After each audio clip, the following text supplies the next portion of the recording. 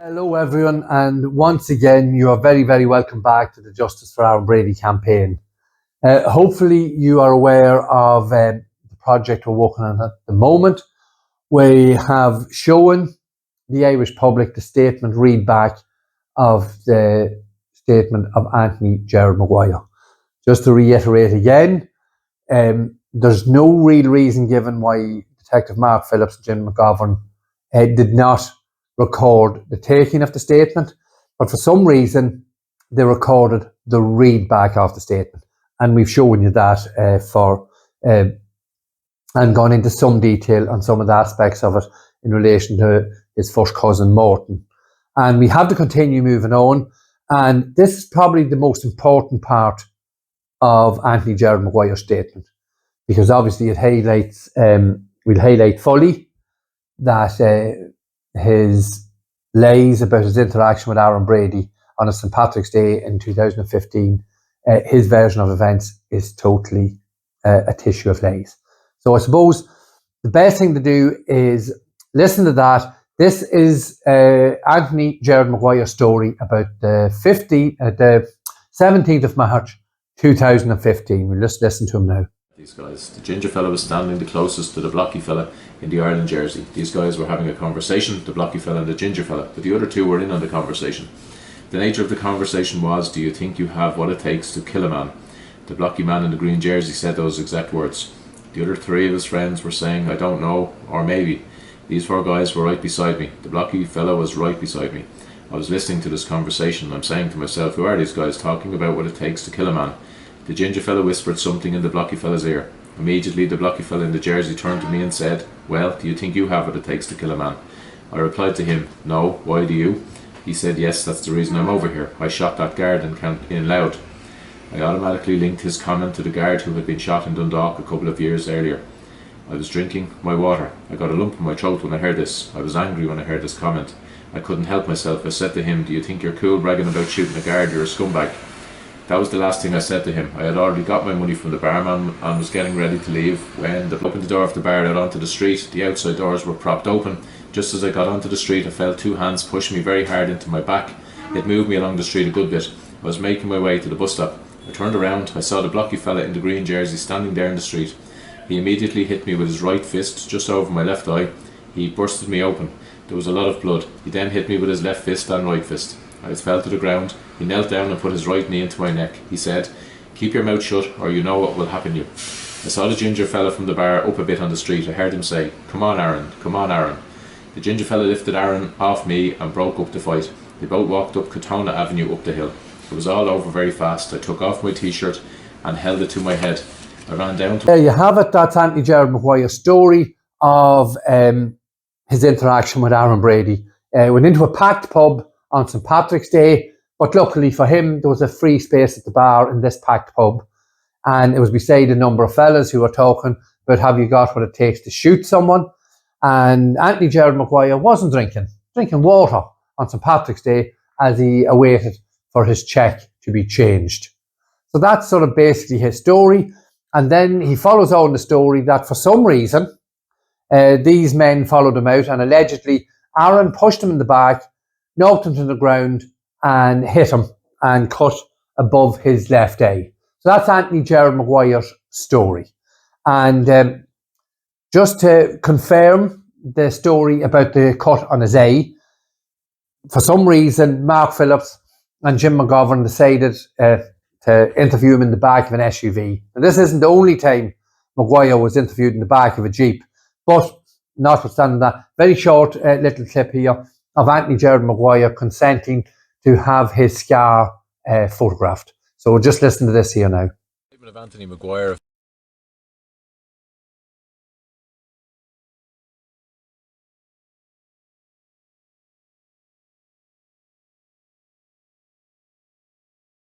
The 11th of October 1990, taken on the 1st of December 2017 at the above address by Mark Phillips, Detective Sergeant, GMVCI, and Detective Guard Jim McGovern, GMVCI, and I hereby declare that the statement is true to the best of my knowledge and belief, and that I make it knowing that if it is intended in evidence I will be liable to prosecution.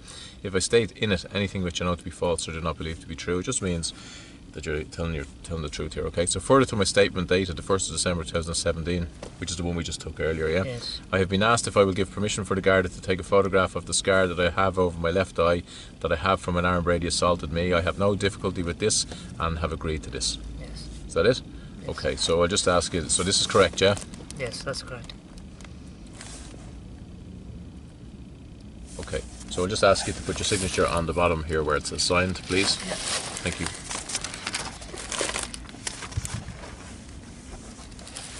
That's fine. I'll just sign it.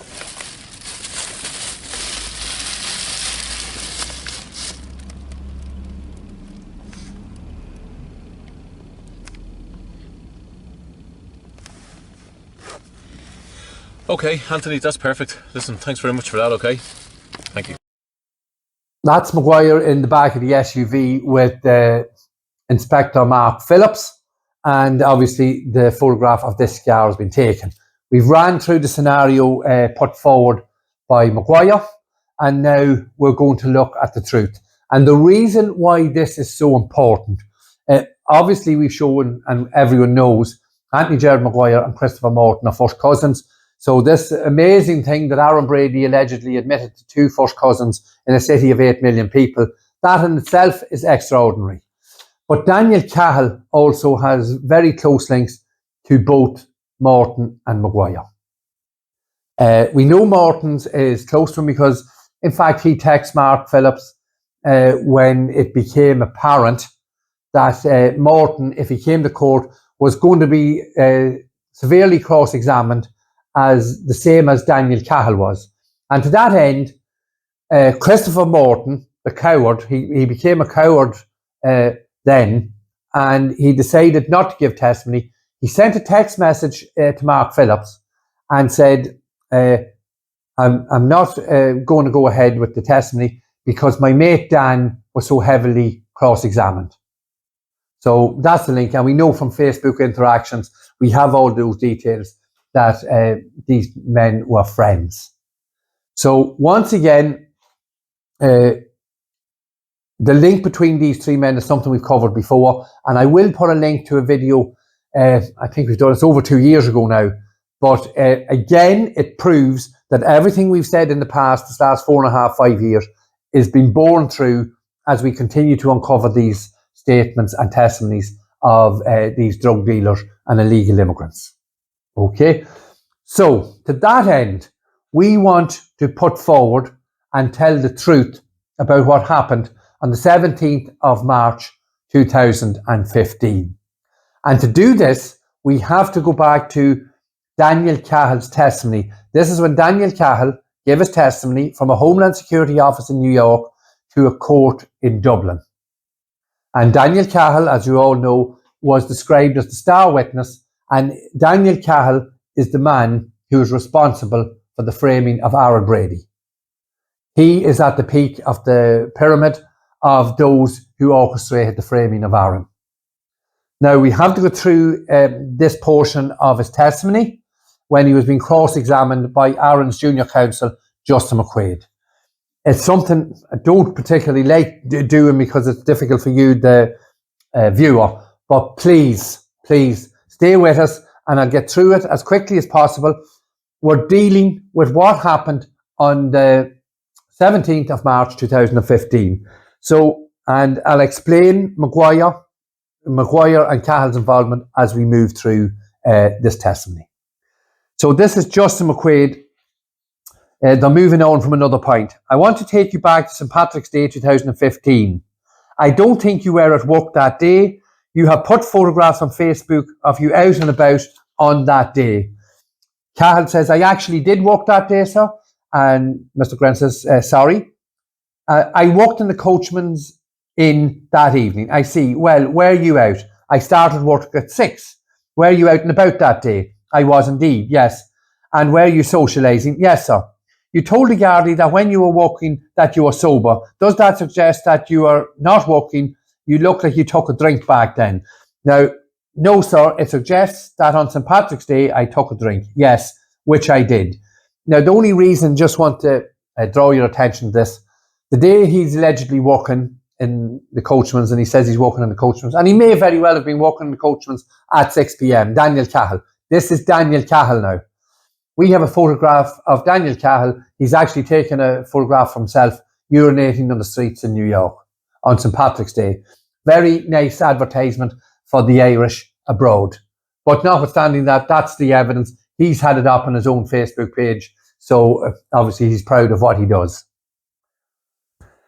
So the question is, yes, and you said that you were sober around that time, but you took a drink. Was it confined to St. Patrick's Day, or was it at other times, or well, just when you were not working? I drank on St. Patrick's Day. I'd say I have been sober now, including maybe 4 or 5 years. I went to a program maybe 4 years ago, and I have had some slip-ups in the past. Yes, but not in the past 4 years. I don't think maybe even 5. So Justin McQuaid says, I want to take you back to St. Patrick's Day. I am going to put certain matters to you about your friends and Mr. Brady being assaulted in his own bed, in his own apartment. Does that ring any bells to you? Daniel Cahill says, no, sir. Okay. We'll just remind ourselves of that. Daniel Cahill says, no, sir. Okay. That's at the initiation of this. Okay. He says, no, sir. He has no recollection of it. He doesn't know anything about it. All right. Well, the cast for this, so the people involved, this is Justin McQuaid, and this is under the instruction of Aaron. So Aaron has told Justin McQuaid, this is what happened with Daniel Cahill. And I can confuse the thing a little. It's actually in reference to Anthony Gerard Maguire.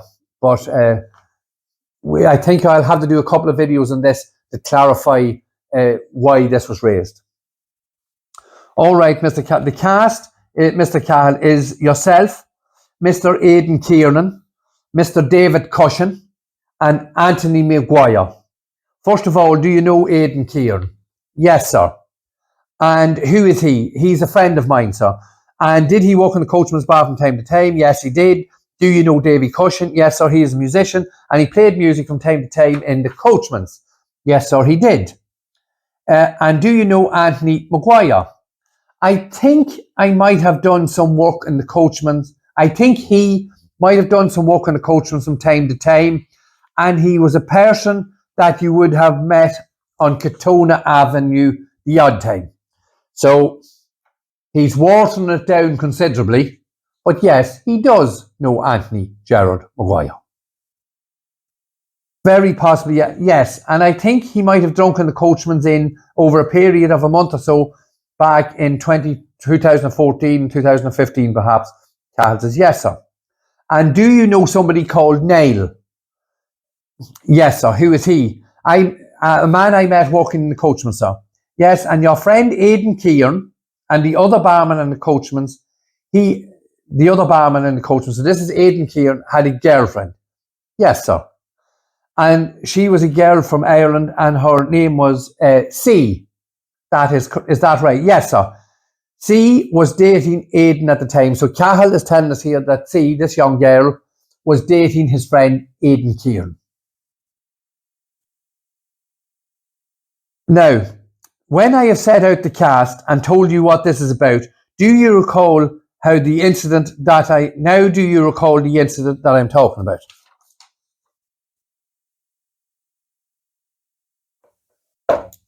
No, sir. No recollection of any incident, Daniel Cahill says.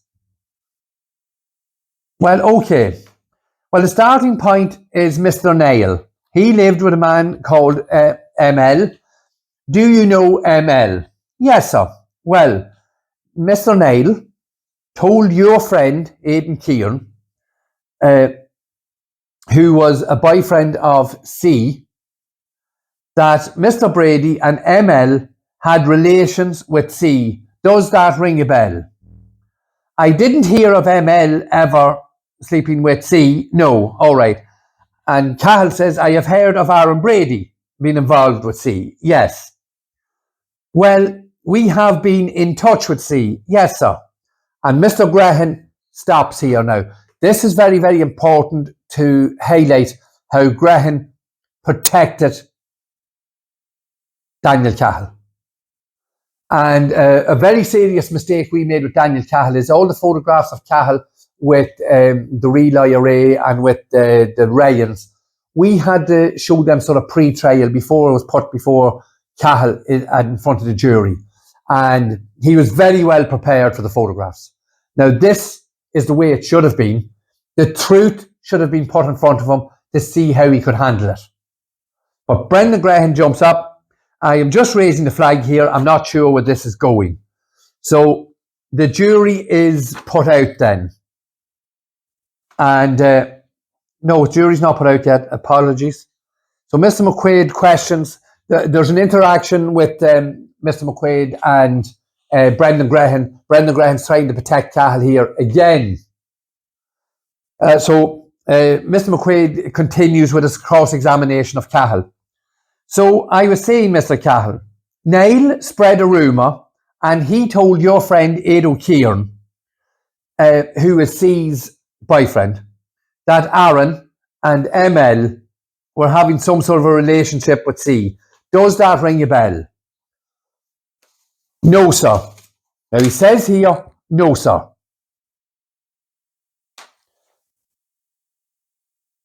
Well, on St. Patrick's Day 2015, when you were out and about and enjoying yourself, as you were entitled to do so with your friends, Mr. Brady was at work on East 67th Street working for a company called Structure Tech. And all this can be verified and has been verified. Aaron was working that St. Patrick's Day. They were finishing a job on 67th Street and there was work to be done. They actually closed the street down to lift diggers up over the facade of a building and drop them into the site.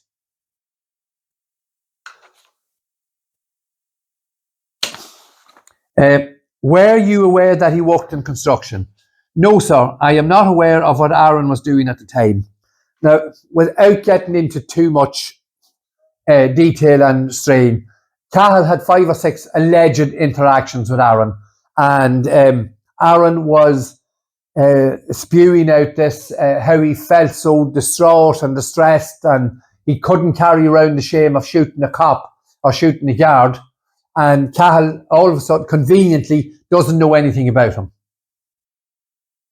So, as you can see, Cahill's story, continually when you're telling lies, 2 and 2 equals 7.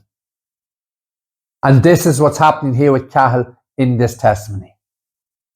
And this question again, to remind you, Daniel Cahill, Ado Kiernan, Davy Cushen, and Anthony Gerard Maguire broke into Aaron's apartment and attacked him over a rumour started by Niall. We'll continue. And on that day he went to work. He came home later that evening and didn't go out because he wasn't partaking in any festivities. He was going to work the next morning. Now, Mr. Brady recalls later that night of his apartment being kicked in. Were you there? No, sir, Cahill says. He recalls a second internal door. So this is Aaron recalls a second internal door be kicked in, and it was obvious to him that there was someone in the apartment. And he says, Aaron says he heard voices saying, where is he? Where is he? And he recognized the voice of Ado Kiernan. Do you follow me? I am not Aidan Kiernan, and I haven't been there, and Aaron Brady didn't sleep with my girlfriend. Now, he's telling us he knew nothing about this, but all of a sudden, he knows some of the details of the rumour. You see, Daniel, when you continue to tell lies, you're going to continue to slip up. If Ado Kiernan had a problem with Aaron Brady over a girl, that's between the two of them. So Justin McQuaid continues. Yes, well, the bedroom door bust open, the light was off, and Mr. Brady recalls being hit with something over the left eye, a glass or something. There's a little bit of an interruption there from Lokensteins. We'll pass over that. This is where Mr. Graham jumps up. Well, I am sorry. I'm actually going to make an objection. This witness has answered on 7 occasions he wasn't there. He didn't. And the judge intervenes and says, yes, well, members of the jury, you're going to have the excuses for 10 minutes. So Cahill was saved. Again, Graham and Staines could see that he was slipping into a situation where an incident he knew absolutely nothing about, he had details of it. And obviously, what's happened then, this is in the absence of the jury, there's quite a bit, and there was arguments over whether Justin McQuaid was allowed to go down this line of inquiry or not. And obviously, the judge told Aaron's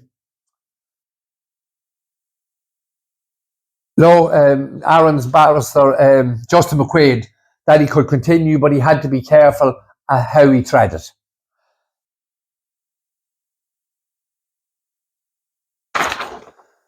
So the jury comes back in, so we are now in the presence of the jury. So the judge says, please proceed, Mr. McQuaid.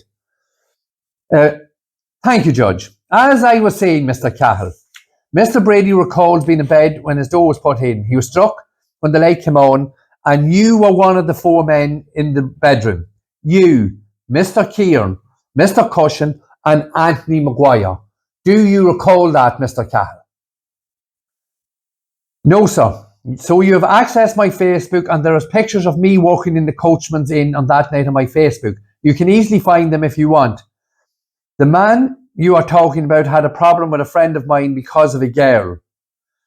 You explained that Niall told you or somebody that Aaron and ML had something to do with Aidan Kieran's girlfriend. Now, this is where he's still making mistakes. This is vitally important.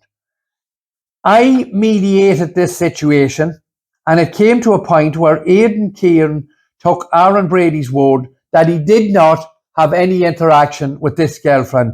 And as a matter of fact, Niall took the heat by, as far as I'm concerned, up till now, Niall was lying.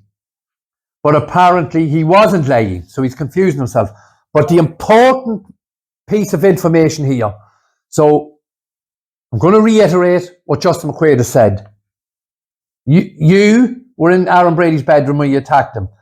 Mr. Kieran, Mr. Cushen, Anthony Maguire, do you recall that? No, sir, again. I think that's 6 or 7 no, sirs. And yet again, Daniel Cahill says on the road, I mediated this situation, and it came to a point where Aidan Kieran took Aaron Brady's word that he did not have any interactions with Ado's girlfriend.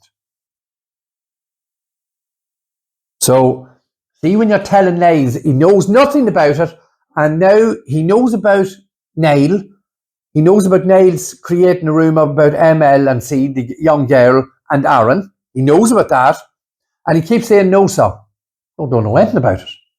But when being pressed and questioned by Justin McQuaid, he suddenly remembers bits of information, but it gets more interesting. Yes, you know a lot about this. That's the way things ended up, Mr. Cahill. Unfortunately, I know all about it, sir. So, at some stage, he's purged himself.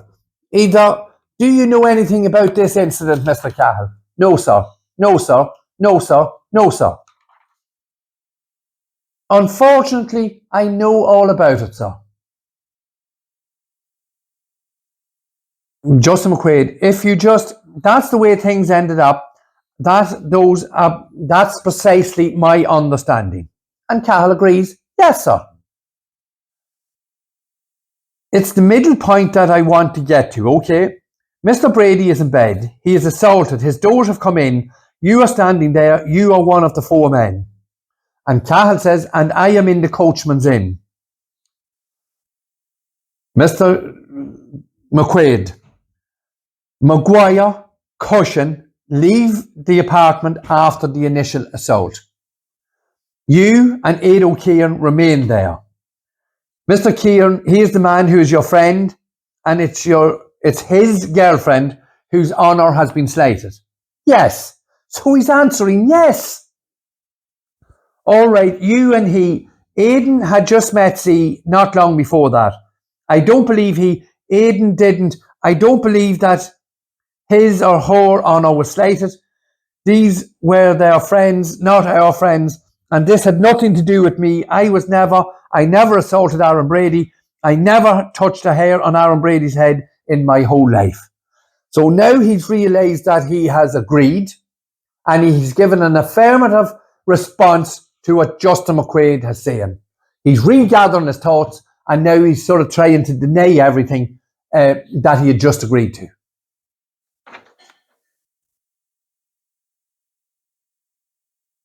I have never put my hands on the man. The common denominator between all this is him, not me. He is the one who had interactions with someone's girlfriend. He is the one who caused these problems, not I. So the problems are there. He knew they happened, and now he's blaming Aaron for the attack. Aaron's laying in bed, and these four bastards come in and attack him. Justin McQuaid says, yes, well, you seem to know a lot about this. The man who is working with you, your friend and his girlfriend, who Aaron Brady and ML were rumoured to have interactions with, yes, sir. So Justin McQuaid digs down again. After Mr. Maguire and Mr. Cushen left, you and Ado Kiernan continued to beat Aaron Brady at one stage. No, sir. Cahill obviously denies it. A knife was held to Aaron Brady's toes. No, sir, not that I am aware of. Well, and this is Justin McQuaid, so Cahill says, there are pictures of me in the coachman's St. Patrick's Day working. There's a lot of, Daniel Cahill was very good at this, cutting across sentences, not allowing Justin to finish sentences, so there's a bit of cutting each other up, and then we had the issue with the time lag between New York and the courtroom in Dublin.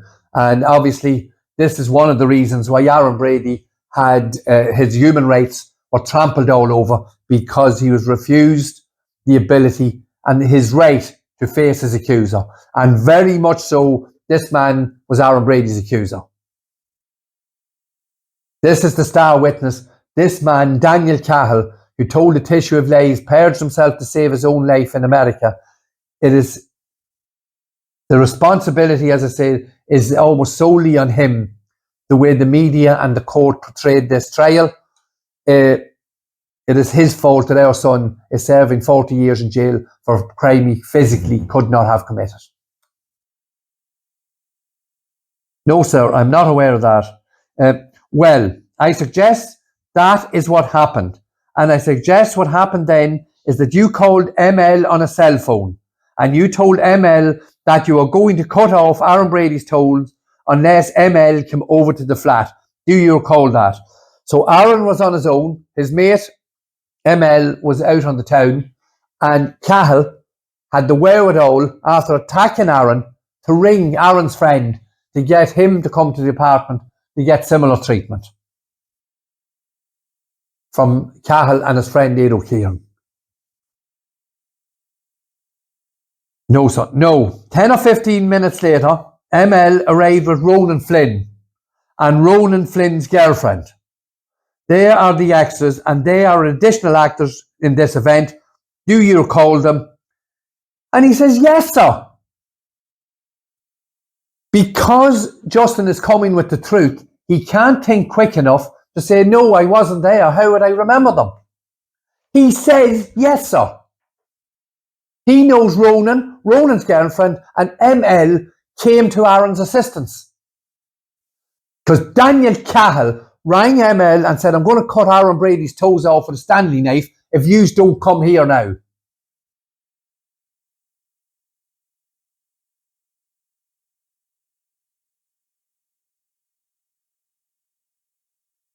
And right, I'll have to read this again because so 10 or 15 minutes later, ML and Ronan Flynn arrived. Ronan Flynn's girlfriend was there. Excuse me. They're the extras, and they're the additional actors to this event. Do you recall them? Yes, sir. Do you know these people? No, sir. It's totally contradictory. It just, and it was so confusing watching it at the time. It's only when I've had the opportunity to read back the transcript that we realise what he was doing. He would answer, and this was continuous throughout the 2 days. Like, there's the full transcript there. And answer the affirmative. When Justin would seek confirmation of the affirmative, he would answer the negative. It was continuous. He was trained to do it without a shadow of a doubt. And he says, do you know these people? No, sir, no. Do you recall the heated argument? And then he says, I knew Ronan. So he knows Ronan Flynn. He didn't know them, and now he does know them. See, again, negative, positive, negative, positive. Do you recall the heated argument about an interaction with ML and Ado Kiernan, your friend? I don't recall Ado Kiernan and ML having a heated conversation about this matter, sir. Do you think C knows about this incident? It was her honour that was at stake. And this is the issue. We have people who know and can confirm that this event took place. Justin McQuaid has named them all. So we know, we have been told this event took. Ronan Flynn, I have a number of telephone conversations recorded with Ronan Flynn confirming exactly what happened that night.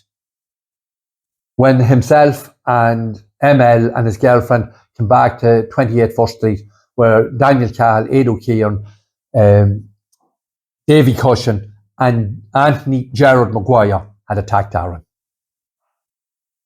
A fact that Daniel Cahill is now committing perjury over. I believe she knows every single thing that we have spoken about from start to finish of this trial. So yes, I believe she knows it all. And when the fight calmed down, you and Ado Kiernan left. You took Aaron's Samsung phone belonging to Structures Tech. Do you recall that? No, sir. I have never taken or touched Aaron Brady's phone in my whole entire life. Never. You were aware that there were some discussions in the aftermath of this incident. You were aware of these discussions. Now, this is something, no, sir, he didn't know anything about it, this incident. I am aware that David Cushen took a phone and he was made give it back, yes. And Justin McQuaid says, sorry, what? He's admitting. And I am aware that he gave it. I am aware it was someone else's phone, not Aaron's. I didn't touch anybody's phone. I don't know who has been taking people's phones. That's not me. But I haven't touched Aaron. I was at work in St. Patrick's Day in the Coachman's. So here we go again. Justin digs down again. Sorry. So you said something there which sounded very specific knowledge of a very specific item. Yes, sir. I know exactly. I know you said Aidan Kiernan and myself took somebody's phone, and I know that's false because I myself made sure that the phone got back to the person, and I myself mediated the situation, as I've already said. Well, if a phone got back to Mr. Brady, where was it taken from in the first place? I have no idea, Cahill says. Because I wasn't there and I didn't get the phone from Ado Kiernan. David Cushen had a phone belonging to somebody and I made sure it was returned, yes. And just for a point of information, I've spoken to David Cushen on the phone. And David Cushen obviously denied the situation. And I told David Cushen, you took Aaron's phone that night to attack him. And he denied it. But just for reference, David Cushen, your mate, who you tried to stand up for during the phone conversation, your mate selling you down the river. There's it there in black and white. It's up for you to see. Selling you down the river. Davy Cushen took the phone. I made sure it was returned, yes. I wasn't there, nor was I anything to do with it. You're seeing information that's false multiple times in this situation. You have my Facebook. You know that. You have looked at it enough. There are pictures of me in the Coachman's on Facebook on this day. If you want to look hard enough, you would find pictures of me in the 2015 in the coachman's bar. So, Daniel Cahill's testimony in relation to the attack on Aaron is a complete and total crock of shit. It is perjury at its finest. Now, let's quickly go back to the cut over Anthony Gerard Maguire A. As the Daniel Cahill admitted to, and Justin McQuaid so well described, Anthony Gerard Maguire and Davy Cushen left. They left the apartment and left Aidan Kiernan and Daniel Cahill with Aaron after the four of them had beaten them. And we had seen pictures of Aaron's face and Aaron's bedroom that night. And this is a very quick appeal. We have gone to great lengths. Aaron told us the details of what happened that night. He sent the photographs, and Viber was very big at the time. It was the main source of communications. And for some reason, none of us can get back into our Viber accounts. I think we, as far back as we can get, is April 2015, and we can't get back to get the photographs. So I know there's a number of people watching. If anyone has any ideas on how to contact Viber and possibly get back to get the photographs, we would be greatly appreciated.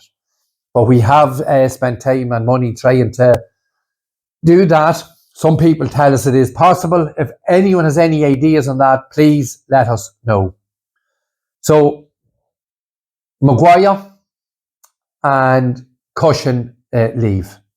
The others arrive at the apartment and it's settled down, and Aidan Kiernan then realises that the story told by his mate Niall was lies, and this intimacy between Aaron, ML and C didn't take place.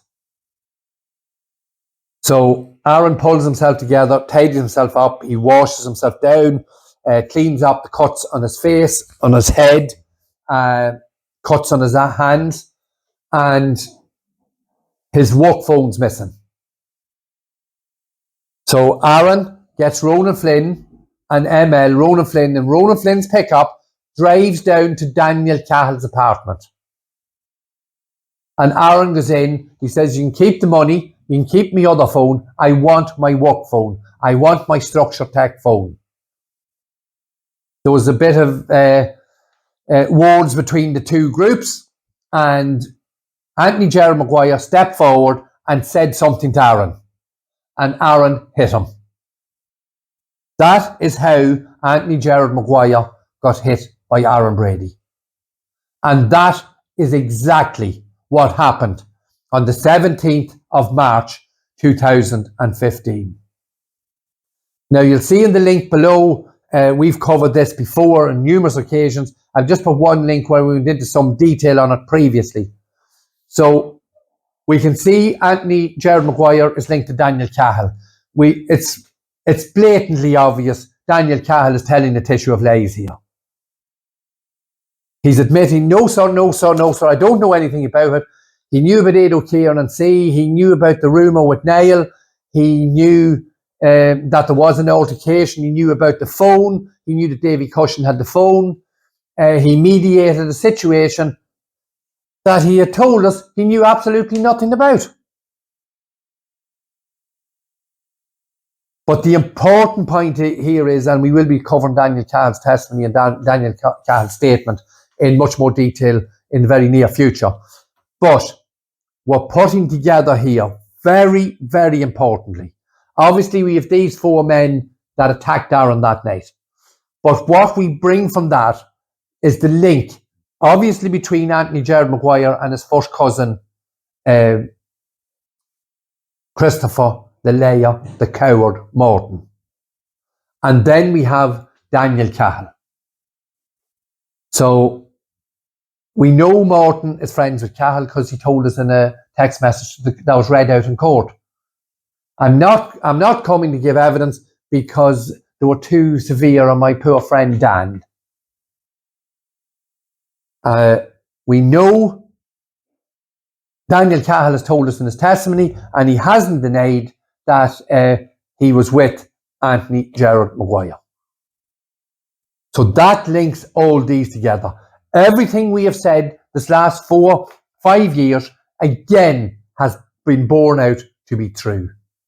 I think we will keep going over this again because it's very important to highlight the perjury, and it's very important to highlight the connection between the three men who give statements against Aaron. So hopefully that gives you some insight into what we're dealing with. We have to listen, watch, and read these people's lives on a daily basis. Very, very difficult. It's sick. And not one word from our mainstream media to stand up for these three bastards. If these were decent men, as Brendan Graham told us, pillars of society, where are you, Brendan Graham? Why don't you come and stand up for them? Why don't you send Mark Phillips, Pat Murray, Bobby Ogle, whoever, Paul Gill to us and serve us with papers for contempt? We're here. We want to discuss it. We will discuss it with anyone who wishes to speak to us. Is there anyone who wants to stand up? Is there anyone out there who wants to stand up for these three? We're more than willing to speak if we've said anything that's incorrect. So, Anthony Gerard Maguire said Aaron Brady pushed him in a pub. He was standing in the pub. He was drinking water on St. Patrick's Day, pushed him outside and hit him on the street. Lies, Anthony Gerard Maguire. You are a liar.